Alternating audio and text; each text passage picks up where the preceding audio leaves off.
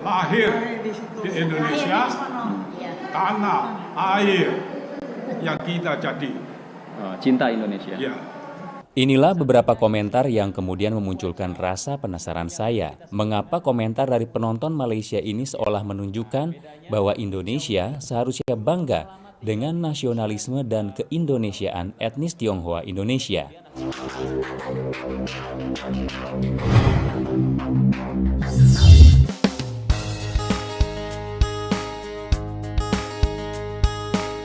Assalamualaikum warahmatullahi wabarakatuh. Welcome back to my YouTube channel Lebas Studio. Bagi Anda yang first time di channel ini, saya ucapkan selamat datang. Welcome to my YouTube channel. Selamat bergabung di channel ini. Bagi Anda yang belum subscribe ini channel, saya ucapkan terima kasih. Salam persahabatan, salam perdamaian, salam sejahtera kepada Anda yang tengah menonton video dalam channel ini. Sebagai informasi, Lebas Studio merupakan channel YouTube daripada Sabah Malaysia dan lebih berkonten video reaction guys. Pada kali ini, Lebas Studio tertarik dengan satu video yang berjudul Perbedaan Tionghoa Indonesia dan Chinese Malaysia. Dan sebelum itu, video ini saya dapat daripada channel Ismail Fahmi. Seperti biasa, jangan lupa berikan sokongan dan dukungan kepada channel Ismail Fahmi dengan memberikan subscribe, like, share dan juga komen-komen yang membina guys. Tanpa basa-basi guys, ayo sama-sama simak video ini dengan kiraan 3, 2, 1, go! Assalamualaikum warahmatullahi wabarakatuh. Di video ini saya akan berbagi cerita mengenai perbedaan antara Tionghoa Indonesia dengan Tionghoa Malaysia. Video ini saya buat karena saya tertarik setelah melihat beberapa komentar yang ada di video saya yang satu ini. Video ini sebetulnya bercerita mengenai warga Tiongkok yang dulu lahir dan besar di Indonesia, namun karena kondisi sosial politik yang kurang menguntungkan pada tahun 50-an hingga 60-an, akhirnya mereka terpaksa pindah ke Tiongkok. Namun karena kecintaan mereka terhadap Indonesia, sampai saat ini mereka masih bisa berbahasa Indonesia, bahkan bisa menyanyikan lagu-lagu kebangsaan Indonesia. Seperti apa? Ini dia ceritanya. Lahir di Indonesia, tanah, air yang kita jadi. Cinta Indonesia. Ya. Inilah beberapa komentar yang kemudian memunculkan rasa penasaran saya. Mengapa Bangga komentar dengan dari rakyat penonton Indonesia Malaysia yang ini seolah mengamalkan menunjukkan perpaduan. bahwa Indonesia seharusnya bangga dengan nasionalisme dan keindonesiaan etnis Tionghoa Indonesia. Saya pun melakukan sejumlah riset di jurnal-jurnal ilmiah untuk dapat memahaminya. Indonesia dan Malaysia sama-sama pernah mengalami penjajahan. Indonesia dari Belanda, sementara Malaysia dari Inggris. Ya, Salah satu dampak dari penjajahan itu muncullah kelas sosial dan ekonomi yang berbeda, yaitu warga beretnis Tionghoa dan warga pribumi. Di zaman kolonial, penduduk beretnis Tionghoa baik di Indonesia maupun Malaysia relatif mendominasi perekonomian. Setelah kolonial pergi, bangsa pribumi yang sebelumnya tidak berdaya di sektor ekonomi mulai berupaya mengejar ketertinggalan. Pemerintahan baru yang didominasi pribumi pun mengeluarkan sejumlah kebijakan yang lebih pro-pribumi ketimbang penduduk beretnis Tionghoa. Sejak kemerdekaan, jumlah etnis Tionghoa di Malaysia jauh lebih besar ketimbang di Indonesia. Kondisi itu terus berlanjut sampai sekarang. Berdasarkan sensus Badan Pusat Statistik Indonesia di tahun 2011, etnis Tionghoa di Indonesia sebanyak 2,8 juta jiwa atau sekitar 1,2% dari total penduduk Indonesia saat itu. Sementara itu, pada saat Malaysia merdeka di tahun 1957, jumlah etnis Tionghoa di Malaysia mencapai 40% dari total penduduk Malaysia. Berdasarkan sensus tahun 2010, persentase jumlah etnis Tionghoa di Malaysia mencapai sekitar 7 juta orang atau sekitar 1/5 dari 28 juta penduduk Malaysia. Perbedaan jumlah demografi ini sangat menentukan nasib etnis Tionghoa di masing-masing negara setelah kemerdekaan. Karena jumlahnya yang sedikit, pemerintah Indonesia di masa lalu menerapkan kebijakan asimilasi terhadap etnis Tionghoa. Intinya, pemerintahan Indonesia di masa lalu fokus untuk memastikan bahwa etnis Tionghoa dapat melebur dengan penduduk pribumi. Sementara pemerintah Malaysia menerapkan kebijakan yang akomodatif terhadap etnis Tionghoa. Pemerintah Malaysia lebih fokus untuk cukup memastikan bahwa etnis Tionghoa dapat menerima simbol-simbol negara seperti bahasa Melayu sebagai bahasa nasional. Pada saat bersamaan, etnis Tionghoa tetap dapat memelihara identitas dan budaya mereka. Pada tahun 1960-an, pemerintah Indonesia meminta etnis Tionghoa untuk menggunakan bahasa Indonesia. di antaranya dalam penamaan toko-toko yang sebelumnya beraksara Mandarin. Pemerintah juga melarang penerbitan surat kabar berbahasa Mandarin. Hanya satu yang tersisa, yaitu Indonesia Ribau, yang didukung kalangan militer. Walaupun sebenarnya, koran ini hanya terdiri dari 8 halaman. 4 halaman diantaranya saja yang berbahasa Mandarin. Pada tahun 1960-an, warga etnis Tionghoa juga diminta mengganti nama dalam Mandarin ke nama yang lebih meng-Indonesia. Kebijakan yang paling berpengaruh terhadap hilangnya budaya Cina di Indonesia terjadi tahun 1957. Saat itu warga etnis Tionghoa diminta pemerintah untuk menyekolahkan anak-anaknya di sekolah Indonesia. Sebelumnya, etnis Tionghoa dapat menyekolahkan anaknya di sekolah-sekolah dengan bahasa pengantar Mandarin. Oh gitu. Peningkatan sentimen negatif di Indonesia pada tahun 50-an dan 60-an terhadap Tiongkok mendorong dihapuskannya sekolah-sekolah berbahasa Mandarin. Dan ketika semua kebijakan itu diberlakukan, relatif tidak terjadi perlawanan dari etnis Tionghoa di Indonesia. Berbeda dengan di Malaysia, kalangan nasionalis Melayu sejak kemerdekaan di tahun 1957 berkeinginan kuat untuk menjadikan bahasa Melayu sebagai bahasa nasional. Namun, pemerintah tetap menjadikan bahasa Inggris sebagai bahasa resmi Malaysia. Kalangan nasionalis Melayu pun terus menekan pemerintah hingga akhirnya terjadi kerusuhan antar etnis di tahun 1969. Penduduk non-Melayu seperti etnis Tionghoa dan India melakukan perlawanan. Kerusuhan antar etnis yang terjadi di tahun 1969 ini akhirnya mengonsolidasikan sistem politik dan hubungan antar etnis di Malaysia. Walaupun bahasa Melayu mulai ditetapkan sebagai bahasa resmi di dunia pendidikan formal, penggunaan bahasa asing lain seperti Mandarin dan Tamil tetap diperbolehkan, terutama di sekolah-sekolah swasta. Pada tahun 1969, Perdana Menteri Tun Abdul Razak menyatakan bahwa budaya Malaysia harus berdasarkan budaya bangsa asli Malaysia, yaitu Melayu.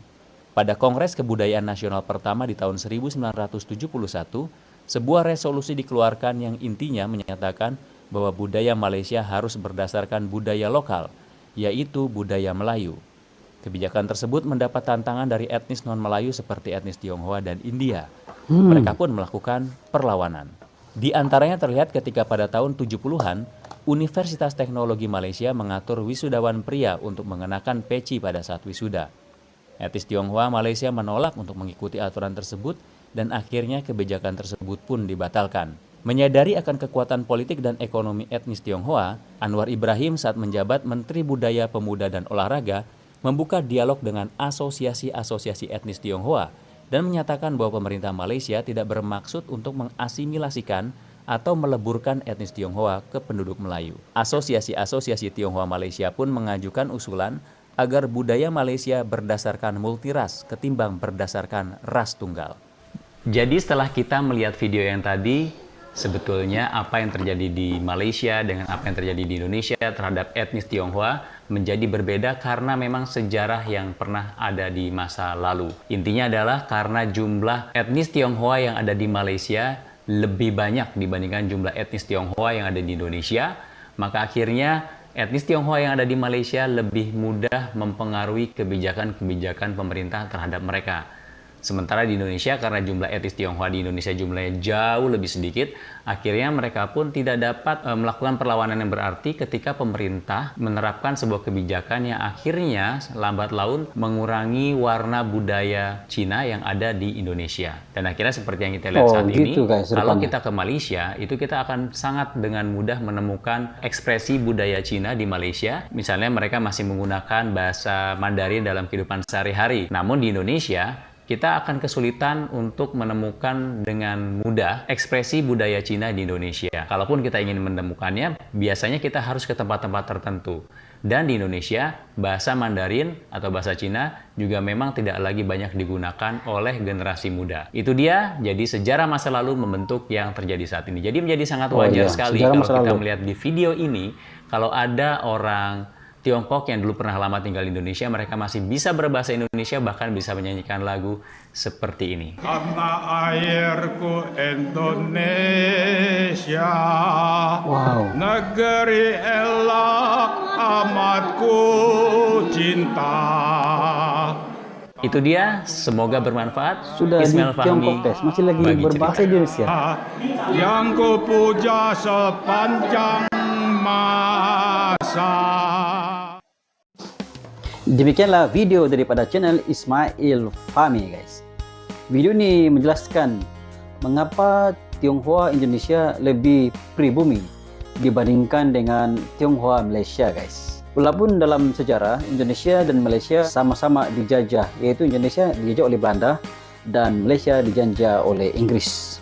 Dalam video ini menjelaskan bagaimana pemimpin Indonesia melakukan asimilasi kepada semua warga yang ada di Indonesia termasuk Tionghoa, tapi Malaysia tidak berbuat demikian kerana Malaysia mempunyai perancangan yang sendiri memandangkan jumlah masyarakat Tionghoa di Malaysia lebih ramai berbanding dengan masyarakat Tionghoa yang berada di Indonesia.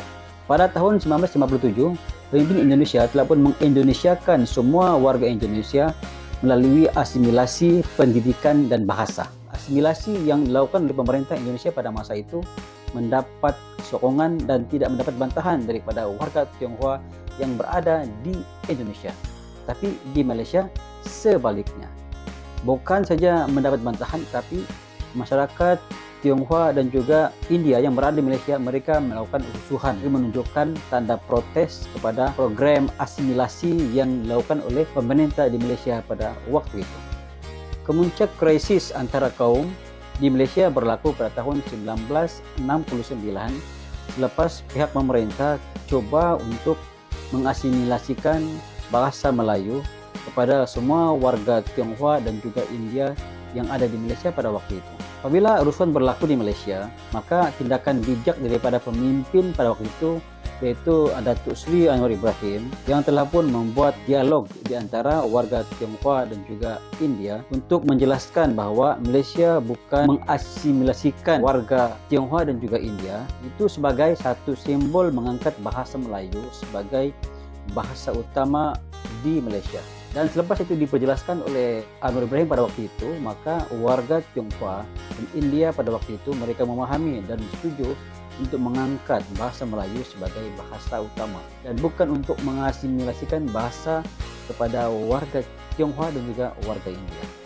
Apabila warga Tionghoa di Indonesia menerima asimilasi yang dilakukan oleh pemerintah Indonesia pada waktu itu, maka secara otomatis patriotisme warga Tionghoa yang ada di Indonesia semakin bagus dan mereka memahami apa yang mereka perlukan sebagai warga Indonesia, guys. Berbanding dengan warga Tionghoa di Malaysia, mereka masih lagi pro Chinese, guys. Walaupun mereka tinggal di Malaysia, mereka menganggap diri mereka itu asal daripada negara China. Itu yang menyebabkan mereka patriotisme dalam Malaysia itu kurang banding dengan di Indonesia. Walaupun telah pun pulang ke Tiongkok, ke negara China kerana krisis pada waktu itu, dan mereka telah pun membuat kehidupan baru di Tiongkok, namun mereka tetap boleh berbahasa Indonesia. Dan yang paling menarik, mereka masih lagi boleh menyanyikan lagu Indonesia Raya, guys. Ini menunjukkan bahwa sepanjang mereka berada di Indonesia, mereka betul-betul menyelami budaya dan juga memahami asimilasi yang berlaku di Indonesia pada waktu itu. Mereka dapat menguasai bahasa Indonesia dan juga masih lagi menghafal lagu Indonesia Raya, guys. Jelas dalam video ini, saya sendiri melihat dan terharu dengan kemampuan warga Tionghoa yang telah pun pulang ke negara China, namun masih lagi boleh berbahasa Indonesia dengan begitu lancar dan sangat patriotis, guys. Dan dia mengatakan bahawa dia lahir di Indonesia dan dia bangsa Indonesia walaupun sekarang berada di China, guys. Itu sedikit sebanyak pandangan daripada luar video terkait dengan video ini yang menunjukkan bahawa Tionghoa Indonesia pada saya sangat patriotis berbanding dengan Tionghoa di Malaysia, guys. Sekiranya anda mempunyai pandangan terkait dengan video ini, anda boleh komen di bawah, guys. Sekian, jumpa lagi di video yang akan datang. Assalamualaikum, bye bye.